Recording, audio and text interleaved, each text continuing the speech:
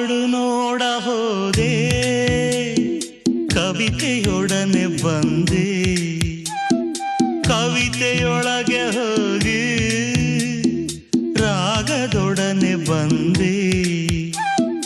ಕಡಲ ನೋಡ ಹೋದೆ, ಮಾಯದ ಕಲೆಗೆ ಬಲೆಯ ತಂದೆ, ಬಲೆಯ ಬೀಸಿ ಕಾದು ಮೋಹದ ತರುಣಿಯೊಡನೆ ಬಂದೆ.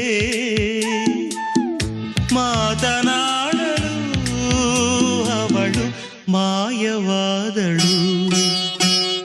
ಕಾಡು ನೋಡ ಹೋದೆ, ಕವಿತೆಯೊಡನೆ ಬಂದೆ.